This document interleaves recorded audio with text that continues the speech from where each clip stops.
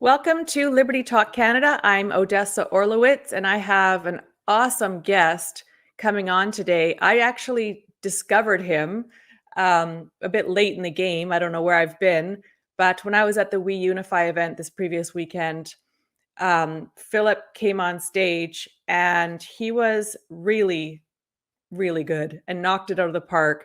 Super professional. This whole lawsuit's going on that I knew nothing about. So I waited in line to talk to him after and asked him to please come on the show. So even though he's just had a new baby with his wife, he has made the time to tell us what's going on, because this involves a complete crazy dictatorship that's happening in British Columbia. We thought all of Canada was bad. Well, I mean, BC is just not doing what the other provinces are doing and letting employees go back to work now that the science is kind of figured out that everybody is transmitting this thing. So the hard work is being done by Philip Davidson, and he has started BCPSforFreedom.com. BCPS as in Sam, for freedom.com. And wow, he's a mover and a shaker, and I'm honored to have met him. And I know a lot of you guys in Canada, and actually the rest of the world, because you're looking at Canada as to what's happening with our country, really want to know about all the lawsuits and what's happening with them. And it's getting crazy in the courts. They are dragging everyone to court. They're filling up the court's times, as they should. You know, our grandparents fought for our freedoms, and now they're just all being taken away. It's actually criminal what's going on. And my view is that Horgan and Bonnie are actually are like vindictive, like tyrannical leaders that have this. They're vindictive against the people that chose to wait this out. Nothing makes sense anymore. The rest of the country, the provinces, have lifted these rules and they're doubling down. And to me, it's come to ego and the hatred for people that didn't do what they were told because they weren't comfortable getting a injection that hasn't had 10 or 15 years trial. And it's quite amazing what they and the media have done to people that want to wait out a treatment to see if it's going to be working for their own bodies. You know, the divisiveness to don't invite your unveed person to Thanksgiving dinner or to Christmas. It's something from a very bad nightmare. And BC, there's got to be a lot of action taken, because what our dictators here in BC are doing is so wrong and not based on science, and battle of the ego and a dictator gone mad, literally gone mad. So I'm going to ask Philip for his opinion. Now, Philip, he has his own thoughts. Anything I say about government, institutions, Canada, BC is my thoughts and my thoughts alone. They are not his. So don't judge him based on my feeling. If, you know, the government's watching or the institutions he's going up against are watching, he has nothing to do with my thoughts. I'm just interviewing him as to why he's doing this, the lawsuit, etc. So let me quickly do my sponsor ad. What is the body's most important nutrient? By volume, the average body is 62% hydrogen, 24% oxygen, 12% carbon, and 2% everything else. Health science is concentrated on minerals and vitamins, but those are part of only the 2%. When considering proteins and carbs, they miss the importance of hydrogen, how we normally get it, and its role in your body. Hydrogen is the building block of life, and it's involved in virtually every chemical process in your body. Without sufficient hydrogen, the body starts shutting down systems that aren't immediately life-threatening to preserve hydrogen and life. First, the regeneration system shut down. You age quicker and heal slowly. Then the immune system shut down. You get sick easier. And finally, organs start to fail. Science is proving that chronic lack of hydrogen causes or exacerbates nearly every ailment known to man. How do we normally get our hydrogen? What is the best way to get hydrogen back into your body? What is Brown's gas? Learn more at eagle-research.life, eagle-research.life. And if you do decide to buy the AquaCure AC50, put Liberty spelled normally in the discount code box for 20% off the retail price. I went on the website recently and saw that there's a great video showing how the plants are so different when they're using this system, just how much healthier they are. It's amazing. So I don't want to keep my guests too long, but I do need to mention one quick thing that kind of everyone's talking about. No one's really sure what's going on. So Leslyn Lewis has put out on Twitter and on her news that, we won in regards to the amendments they wanted to make to the WHO treaty. So at the bottom, she kind of says, we have to be vigilant to look at this. But before I read what she said about the updates with the WHO treaty and, how we won, it's very confusing to me how it's deemed we won. I'm looking into it. But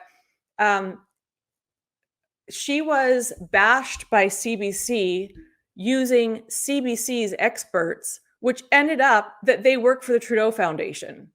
So CBC used those three people to trash her, calling it conspiracy and ridiculous, when in fact there was amendments being made to the WHO treaty. And then when there was a win, all of a sudden, CBC is crickets. They don't want to talk about it now because Leslyn, not herself, but the pushback from all over the world seems to have worked for now. So let me tell you the status of what's going on there. She says, I'm so proud of Canadians.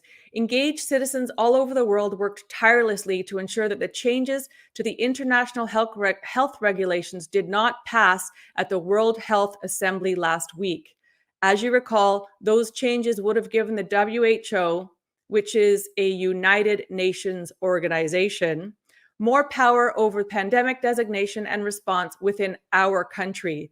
We said no to a group of global unelected bureaucrats meddling in our pandemic healthcare response. Here's the timeline of how we won against WHO overreach. January 18th, 2022, the Biden admin proposed amendments to the international health regulations. There was a shroud of secrecy around these amendments, and a lot of talk was generated about the global pandemic treaty, which has not yet been drafted in the following months. So all this outcry from all of you truthers in Canada, YouTubers, podcasters, doctors, it's amazing what different organizations did to bring this to their politicians, because I actually handed this to Pierre Poilievre when he was here because I wanted him to talk about it in Parliament. And he said, they didn't even really know about this. So we did the work, guys, and we have to continue to do this. So the next thing that happened, she says, is May 17th, 2022, she launched a petition to stop the treaty. May 18th, 2022, she says, I questioned Prime Minister Justin Trudeau on why Canada would consider signing these amendments and asked for a national inquiry into our own pandemic response. Later that day, I hosted a Facebook Live event that explained the concerning parts of the IHR amendments. Well, you know how badly our Prime Minister wanted to get into the UN so that he could play with the big boys. Anyways, he was not chosen. So May 19th, Leslyn says the CBC, which receives $1.2 billion annually from the government, ran an article criticizing my claims that had supposedly neutral experts suggest that I was misleading people, fear-mongering, and spouting conspiracy theories. May 22 of 2022, she discovered that the so-called experts were not neutral at all, but boast ties to the Trudeau Foundation and even the WHO. So she goes through, I put it on my Twitter, guys, Odessa Orlewicz. I'll post this on liberty.com/Odessa as well. She goes through all these people that are actually completely not neutral. And so what she says at the end is, May 27th, the replacement amendments were revised and published by the WHO and then adopted by the World Health Assembly. She has a video you can watch. I watched it. it's very hard to even understand what's going on. Victory secured, she says, while the replacement amendments are likely illegitimate because they break the notice requirement rule, they appear to be much milder than the original amendments. It seems the WHA felt the need to replace the old amendments with something else since they could not reach consensus. Our work to help sound the alarm contributed to the lack of consensus, prompting the WHA to drop original amendments. She says, we won.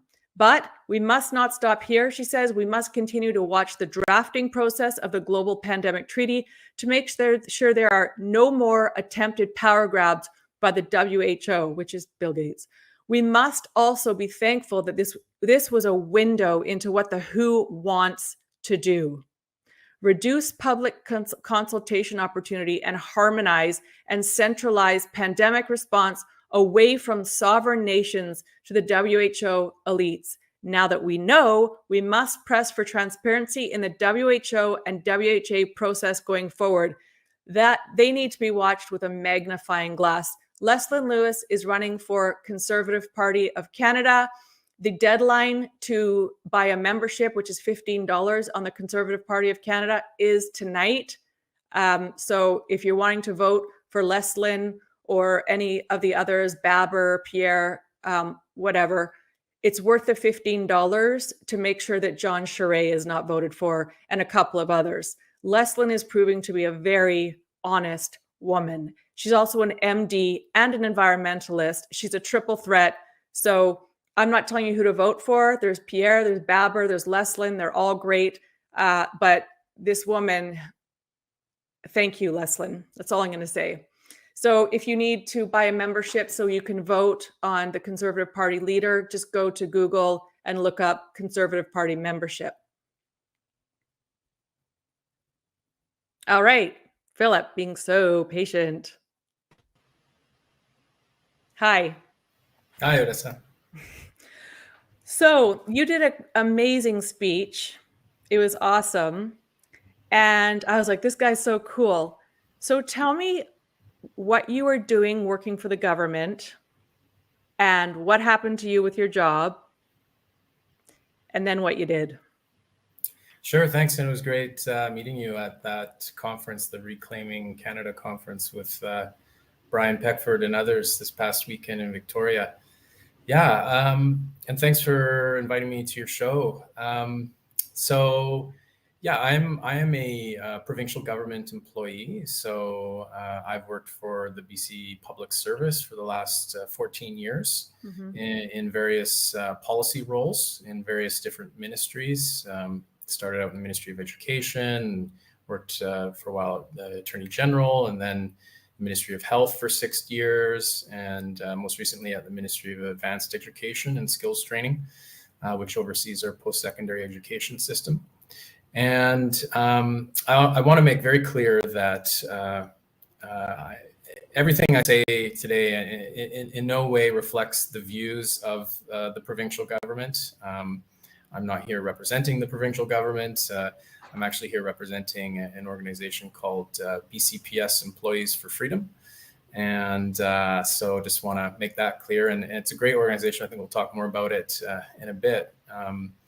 So while I've worked for the last 14 years with the provincial government since the end of November, I've been on leave without pay because I declined to disclose my status, which we were mandated to disclose using the new BC V card. And that was a requirement. The public service brought that in as a new term and condition of employment in November last year, and that affected approximately 38,000 employees that work for the provincial government in a variety of areas, from office workers like me to frontline workers like social workers or people work in correctional facilities, all kinds of things that you can imagine. And it was also a mandate that gave the cue to a lot of other public sector organizations, crown corporations like BC Ferries, BC Hydro, ICBC. So in total, we know the healthcare workers were mandated in October, and many, sadly, were fired. And now across the broader public sector in BC, there are literally hundreds of thousands of employees that have been under a mandate. And that mandate continues to this day. And in fact, provincial government employees are being terminated as of today for not disclosing or not confirming they've had the required 2 doses. Even with where the known science is now, that the VED and unVED have the same rate of transmitting. Yeah, and not only that, but the public COVID restrictions that the government imposed to protect public health and safety have been lifted. So you're no longer required to show your passport to go to a restaurant or bar or movie theater, but you are required to show it in order to keep your job in BC. Yeah, even if you work from home, which just screams agenda to me. Yeah, it's quite interesting because that was the case for me. I was working from home in November. I was occasionally going into the office, but myself and many of my colleagues were working from home. And the argument was that they needed to know everyone's status in order to maintain a safe workplace and call people back to the office.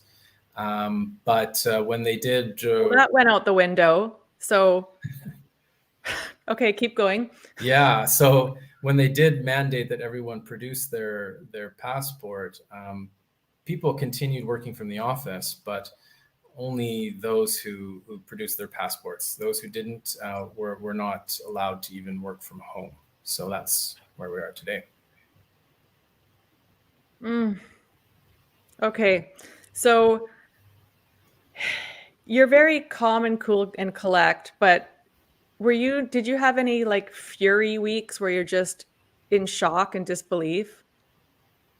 Yeah, it was pretty shocking. I remember in August of last year when the idea of passports was coming about. I believe they had been implemented in Quebec by that time, and it appeared that they were coming to BC. I think it was August 24th that Dr. Bonnie Henry had announced that in BC they'd be implementing the passport as of September 13th.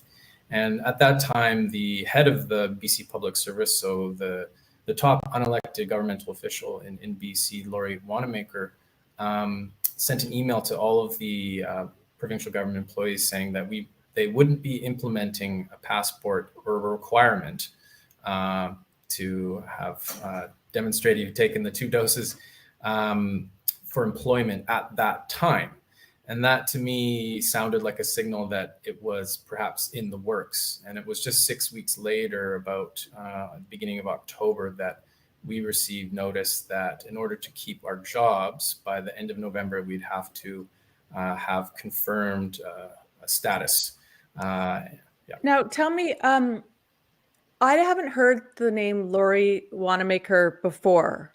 So what's her position? Sure. So, yeah, when we think of government, most people think of the politicians that we vote for or don't vote for. But of course, there's behind them many thousands of nonpartisan professional public servants who make the machinery of government work. And in this case, the sort of top official in the British Columbia government in the public service is a woman named Lori Wanamaker. And so her role is the head of the public service, as well as cabinet secretary. So she's responsible for running the cabinet, and is also a deputy to the Premier of British Columbia, John Horgan. Now, who do you think is insisting on this tyranny in BC? Is it Horgan? Is it her? Is it Bonnie? Is it all 3 of them? Well, it's interesting. The communication that we received as public servants was that after Ms. Wanamaker met with Dr. Henry in September at some point, Ms. Wanamaker decided that all of the public service would need to prove their status in order to remain employed. So that was what was communicated to us. And then a policy was published at the beginning of November and outlined all the steps that would be taken if you did not prove your status and did not comply. On November 19th, though, the provincial government passed an executive order known as an order in council. And so it is effectively a law that the provincial cabinet, chaired by the premier, can pass with the stroke of a pen without going through any legislative process. And what it did was create a new regulation under the Public Service Act, which is the piece of legislation which regulates public servants in BC. And that regulation is known as the COVID-19 Regulation. And it makes that a new term and condition of employment. And if employees do not comply with that, then they will be terminated with cause, meaning that they're not eligible for any severance pay, and the termination is regarded as misconduct. So you're not eligible for any employment insurance either. So at this point, the fact that they won't admit they're wrong about this particular V, that it's just not making a difference. I'm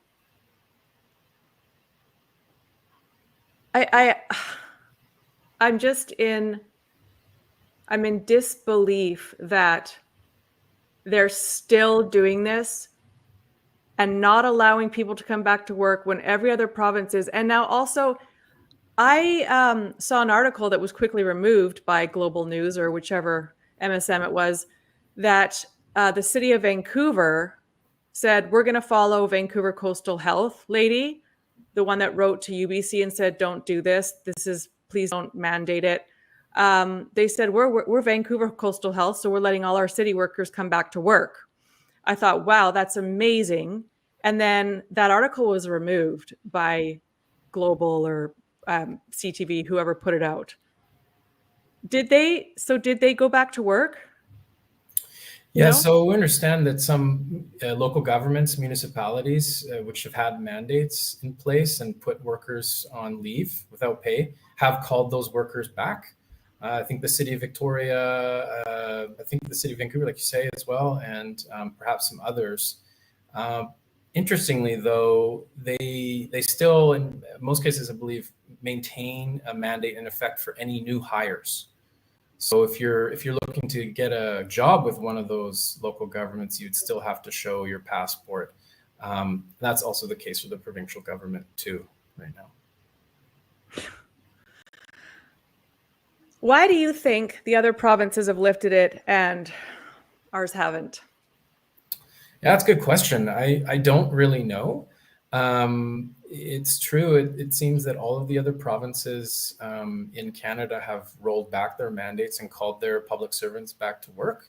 I'm not sure if any of them went so far as passing a law, like an order in council, and making an amendment to a piece of legislation and a new regulation that required this. But that's what's happened in BC. Of course, most people don't know about that and haven't heard about it through the media. And that's what we find when we tell people what's happening to their public service in BC. They're usually a bit shocked because this is something that has resulted in hundreds of people being placed on leave without pay. Many more people, we've learned, have retired early. So we've lost a lot of very experienced professionals from the public servants who have a lot of knowledge, a lot of years of service, and they've gone. They've left. And so, the state of the public service right now is, we don't really know. I haven't been on the inside for 6 months or so, but we do hear from our colleagues who continue working that it's quite difficult right now, and services are being impacted in a variety of ways. Yeah, I mean, the shortage in medical instead of saying, you know what, we need to save lives and actually get people's cancers checked, and let's just bring back the people that are not VED because it turns out it's pretty much the same in transmission, and let's save lives. No, they're digging in. And I know that Horgan personally has contempt for us, and it's really sad that they're running a government based on contempt and vengeance, and it's going to bite them in the ass. Okay, so instead of you laying around crying, being the amazing person you are, and I want to mention, when I was watching another interview, you had been nominated for some really big award that the premier presents to certain employees, and a week after you're let go for being a bad boy, you got the award, right? Yeah, it was kind of an interesting experience. So in my role with the Ministry of Advanced Education, I served as Director of Policy and Stakeholder Relations for Student Aid BC, which is the Student Financial Assistance Program for post-secondary students in BC. And one of the key projects that we had, that I led while I was there over the last 3 years, was to develop a new grant for low and middle income students going to post-secondary in BC. And we were nominated for a Premier's Award for that work, which I led with a big team of people who worked on it as well. And in December, a few weeks after I was put on leave without pay, we got the news that we won the award for evidence-based design of this new grant. And I was really proud of that work and that project and that whole team that worked on it. And unfortunately, due to COVID, normally those awards are given in person by the Premier, and there's a big ceremony and the public servants are invited and they get to go up on stage and get presented with a certificate and shake the hand of the Premier. But with COVID, everything was virtual, so they had a YouTube live broadcast. But I watched it and toasted with some of my friends and family, but I wasn't able to celebrate with my colleagues who I worked with on that project because I wasn't welcome in the office by that time. BCPS Employees for Freedom. I want to be really clear and give credit where credit is due. I didn't start the group, but it came together very rapidly, very quickly in October after the public service was informed about this mandate. And so there was a number of people from all different places within the public service that found each other and connected online and formed a group to go forward, and set about searching for a lawyer to represent them, and initially to file a petition for injunction to stop the termination of public servants over this mandate. And that is something that we did earlier this year in March. We filed a petition for injunction in BC Supreme Court to at very least temporarily stop the termination of employees, pending a second part to our legal action, which is a petition for judicial review of the law, of the executive order, the order in council that government passed to enable them to do this. And so unfortunately, in the beginning of April, we got the BC Supreme Court that our injunction was not approved. So we haven't been able to stop the termination of public servants, and to date, more than 36 have been terminated. People with, in some cases, decades of service and very accomplished professionals, and for no other reason than they were not willing to breach their medical privacy or bodily autonomy. And so that's very unfortunate, and we're fighting for them as well as all of our colleagues who've been affected in one way or another by this mandate. And we're moving forward with our legal action to have a Supreme Court justice in BC rule on the constitutionality of this law.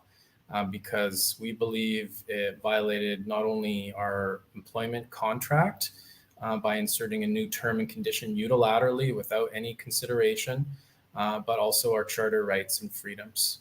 Mm-hmm. Let me read something that is on your site or linked from your site. This is really impressive. So your lawyer, BC Public Service Workers lawyer, will argue that unions failed to represent them. So lawyer Umar Sheikh, now this is up to date, right? I can read this? Mm-hmm. Okay. He says, I've dealt with massive union issues and I understand where the unions, in my view, have fallen down here. This is written by Times columnist. Just over 200 union members are set to go up against their unions in a bid. Is it 200 still or is it up to 500? So our group, our registered group of members is approaching 600. Most of them are members of a union, in this case, the BC General Employees Union. And just approximately half of those now have registered to participate in this other legal action that we have going forward, which is that this claim for failure to represent. Okay. Okay, so just over 200 union members are set to go up against their unions in a bid to prove that they failed to represent them or colluded with the government on the C19er V mandate. 2 doses of the V against the C19er was made a condition of employment for BC public service employees in November. People who wouldn't get V'd or wouldn't disclose their V status were put on unpaid leave. Lawyer Umar Sheikh of Sheikh Law will make the arguments before a Labor Relations Board hearing. He's a former health ministry director of labor relations. Sheikh led a successful fight against this one everyone knows about if they've been watching my show for 2.5 years. He led a successful fight against the get V'd or put a face diaper on flu vaccine policies in 2019 as CEO of the British Columbia Nurses Union. So we did an episode on this or two. I actually interviewed nurses that this affected, and Bonnie's signatures on it too, where they decided that that's against Charter of Rights and Freedoms, it's against value, whatever. And the nurses union won to not, tell me if I'm wrong, to because the nurses went to the union saying, this is not right. I know for a fact that there was a certain flu V that was terrible one year, and a bunch of them got shingles. I mean, it wasn't working. People were getting sick after. So I think this is when they pushed for this. And so they won. So just before the C19er thing came out, Bonnie had already said that it's not right to force this. Well, then a year later, something happens, a new agenda comes in, and all of a sudden Bonnie's like, no, we have to do this. So let me just say what he says here. It's a pretty big labor board case, Sheikh said. I've dealt with a massive union issues, and I understand where the unions, in my view, have fallen down here. Sheikh will argue failure to represent and collusion under Section 12 of the BC Labor Relations Code in a hearing on behalf of members belonging to several unions, including the BC General Employees Union, Move Up, Unifor, QP 873, and the International Brotherhood of Electrical Workers. They include BC Transit Workers and paramedics, among others. The BC Labor Relations Board will be asked to find that the unions failed to represent members and as such award full damages and compensation, including income loss. Sheikh will argue the case against each union individually, starting with the BCGEU and then proceeding to the national unions. This will be huge, he said. Unions have said they are committed to helping members with legitimate medical or religious exemptions, while they didn't want to see termination of members. The large majority of their members are in support of these Vs. Union leaders have also cited the order in council that made a V a condition of employment for public service employees. It was ordered November 19th and was retroactive to November 1. It's a regulation of the Public Service Act. The order in council, however, serves to underscore Sheikh's argument. It's not possible to have done this without consultation with the unions, which means that the unions would have agreed for a certain segment of their members to be discriminated against, he said. And so we're bringing a claim against them. The BC Public Service Employee for Freedom, a group formed late last year, that's you, Philip, in response to the public service V mandate, cited an unnamed BC correction worker in the South Central Interior as saying the BCGEU had abandoned them and sided with the NDP government on this V mandate. So it goes on from there. But yeah, absolutely.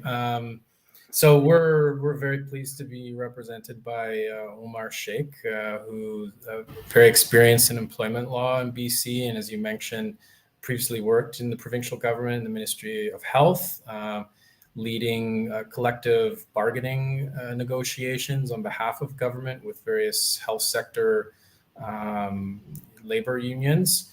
And from there, he went on to serve with the BC Nurses Union and rising to become its CEO for a number of years. So he's very experienced in the world of labor unions in this province and understands very well how they work and how they work with government and how they have failed their members. So maybe your viewers will know and appreciate that when you work in a unionized environment for an employer where there's a union, you have to pay dues. Mm-hmm. And that can be many hundreds of thousands of dollars per year, and multiply that by tens of thousands of employees. Unions receive millions of dollars of revenue from their members every year. And in this case, they have not done anything to resist the imposition of these mandates on people, on their members, which has led to a lot of pain and sorrow. And I could talk at length about that, but there have been people who've had to sell their homes. There are people who've had to leave the province with their families. There have been suicides of employees over this. And so the harm that's been done is very real.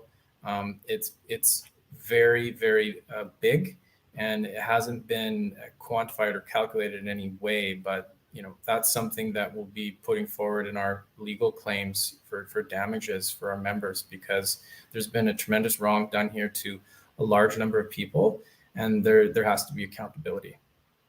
You'd think if they actually cared about health, if they're really going to be stickler about this, they'd say, okay, we're going to test everybody for antibodies.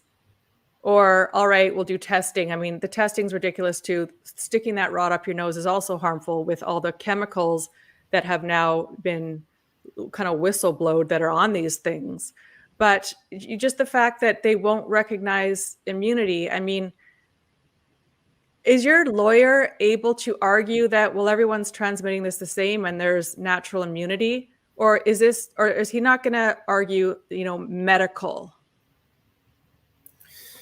Yeah, I can't really speak to specifics of the legal strategy, but I will say that that's something that we raised initially in our open letters to the head of the public service, Ms. Wanamaker, back in October and again in January of this year, looking at the government's own statistics from the BC Centre for Disease Control. And to this day, if you look at them, there's some very compelling charts there about who is becoming infected and who is being hospitalized, who is dying from this new disease, and how many medical injections they've had in order to prevent that. And the data kind of speak for themselves. And we've tried repeatedly to speak with our employer about this to find like a reasonable, amicable solution. We just want to go back to our jobs and continue serving the public. But there has been silence on the other end, and they've been very determined to implement this mandate. My belief is that Horgan's like, I don't want anybody working for government that doesn't do as they're told and bow down to us as if we're God. That they just rather get rid of people.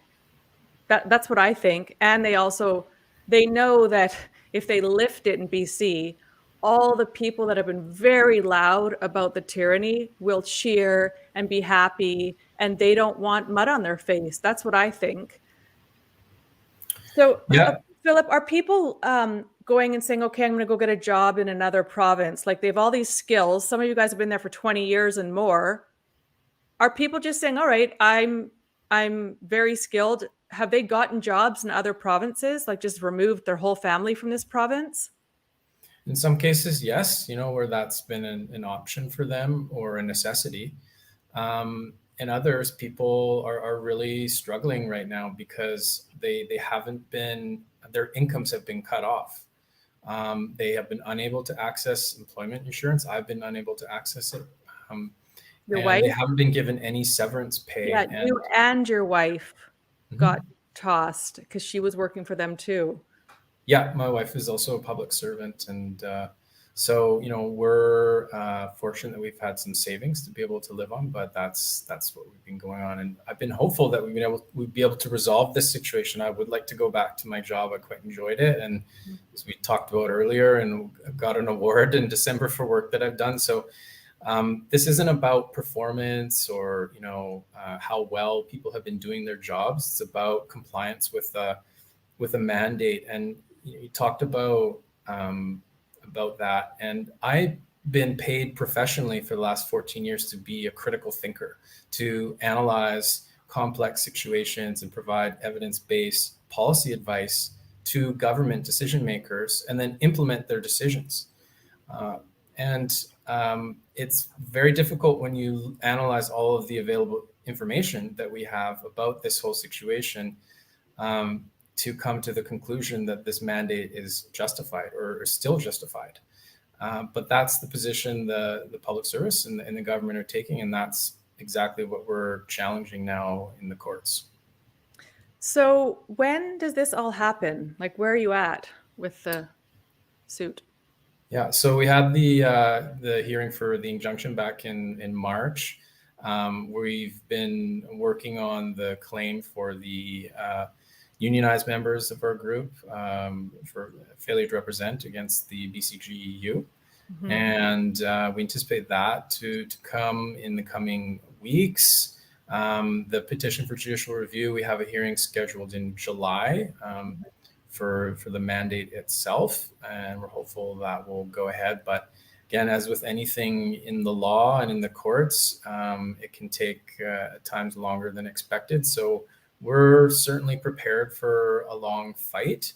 As much as people are suffering and hurting right now, we want to see justice done. So we know the other side might want to perhaps delay things, but we will not give up on this one. It's too important for our province and for our public service and really for the citizens of BC, because these people who've had their lives turned upside down in so many sectors of our economy, but particularly in the public service, public servants take an oath of employment and agree to standards of conduct that are often above and beyond what you might find in a typical job. So we have to maintain the highest standards of ethical conduct and not bring the public service into disrepute. And to be discarded and set aside in this way is, in my view, morally unjustifiable.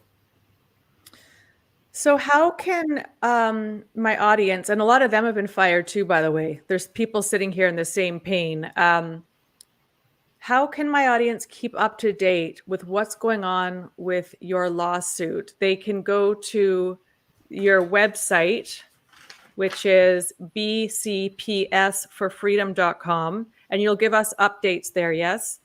Yeah, absolutely. We're also on Twitter at BCPSF or BCPSEF. We're on Facebook. We're on Instagram. We have a YouTube channel as well. So Facebook, what are you written as? BC Public Servants for Freedom. Okay. Yeah. And we have a YouTube channel where a number of our colleagues have shared personal testimonials. So the people have worked in different parts of the public service and how this mandate has affected them and their families. And I saw those. Yeah. I just hate reading them because it's just, oh. Yeah, public servants are, a different breed. They're people who really care about their communities. We're super diverse, people, all different backgrounds and beliefs, but we have in common that we want to make BC a better place to live for us and for our children, for everyone's families. Mm-hmm. And so, we're here to serve. You don't get rich working for the public service, but you get the satisfaction of serving people. Now, interestingly enough, I heard you in another interview that say that there's actually a lot of people involved in this who actually have had the Vs, and they probably see, God, is this going to keep happening to them? Are they going to keep having to submit to, these experiments? Because that's what it is. And they've actually gotten involved in your suit, a large number, and they are donating to you guys too, right? Yeah, absolutely. Among our membership, we have people who are both vaccinated and unvaccinated. But we're a group that stands for medical privacy and bodily autonomy. So medical freedom, freedom of choice. And that's not what we've been offered by the employer. And so we do have supporters and sympathizers across this divide that seems to have been artificially created in society.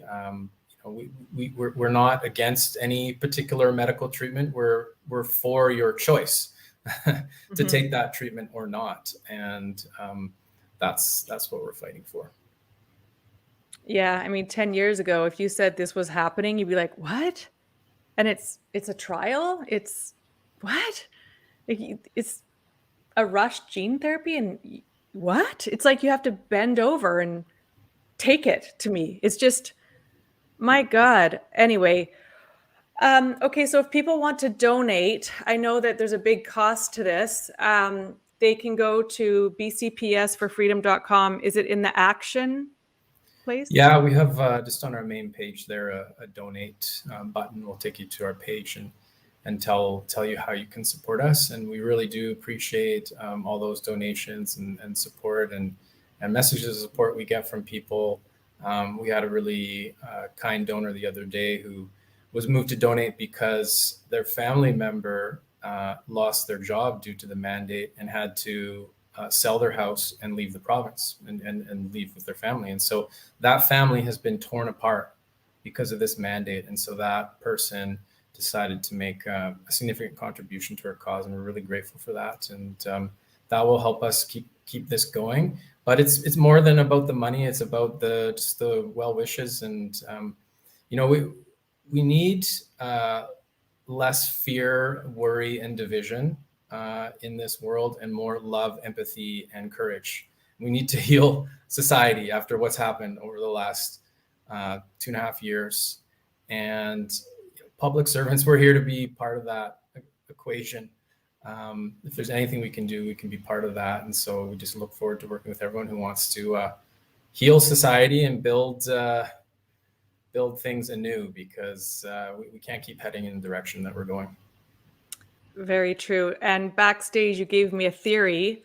Everyone has their theories as to why they want all the provincial and federal people to have this pass, and what you think the true reason is. Yeah, I mean, I don't really know why, but it is interesting to me that the pass has been lifted to go to public venues like a restaurant or a movie theater or a gym. But is still required to go into a government office if you're an employee. It doesn't seem to be serving any purpose. And so I wonder what that purpose is, if it's still required, because it can't be to protect public health if it's not being required to protect the health of the public in public places. So I don't know. And I hope people who are responsible for that program will let us know. I know a certain amount about, digital ID and ID in government. We had that requirement for students who are applying for student loans. We have the BC Services card, which can be a combined health card and driver's license. And so there's a platform that's existed already for many years, and I think new functionality can be built into it. And I think we saw that with the V card that was required for a number of months to go to restaurants and things. So in other words, you think it's all about us going digital? Well, I think we're in a digital world. There's no question. There's no going back. But yeah, the digital, like However it's for used. banking, etc.